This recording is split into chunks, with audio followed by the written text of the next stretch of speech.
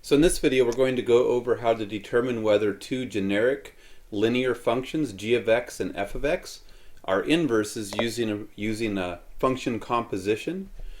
So if we have two linear functions, or two functions, they don't need to be linear. If we have two functions f of x and g of x, if we compose the functions, we do f composed with g of x, and the output is x, and if we do g of x composed with f of x and get x, then we know that the two functions are inverse functions.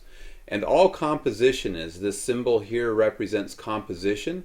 All this means is take the function that comes second and use it as an input for the function that comes first. So you replace the x in f of x with g of x and then simplify. And in this case, this is saying, this composition is saying take f of x and put it into g of x as its input. So we replace x in g of x with f of x. So if we're given two generic functions and we want to determine whether they are inverses or not, we can use function composition. If we get anything other than x coming out of the composition process, then we have two functions that are not inverse functions. So the way that you run the test is you just take your f of x and you input g of x into f of x. So it's going to go into the input position. So this is going to equal 2 times. Now everywhere you see an x in the function, you replace that x with g of x. So it'll be 2 times g of x plus 3.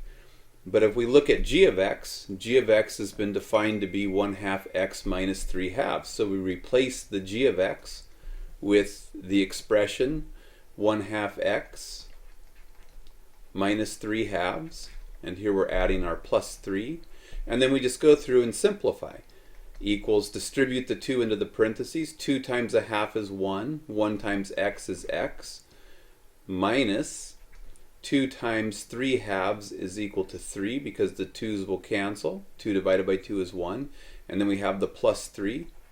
And minus 3 plus 3 is 0. So we get x minus 0 is just x. So we've just verified that f composed with g composed is equal to x. So now we need to run the composition in the other direction. So we need to do g composed with f of x, which means everywhere in the function g of x where we see an x, we replace that x with f of x. So we get 1/2 of x, but we're replacing x with f of x, and it'll be minus a 3/2 equals 1/2.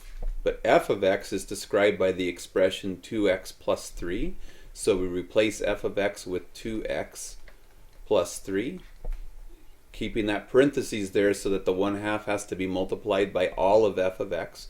And then we have the minus 3/2. So now we distribute the 1/2 into the parentheses. 1/2 of 2 is 1, and 1 times x is x. And 1/2 times 3 is just 3/2 minus the 3/2. 3/2 minus 3/2 is 0. X plus 0 is x. And we verified by composition that we have inverse functions. So we can make a claim here. We can say because f of g of x equals g of f of x just equals x. The x falls out of both. F of x, g of x are inverses of each other. They are reflections of each other in the line y equals x.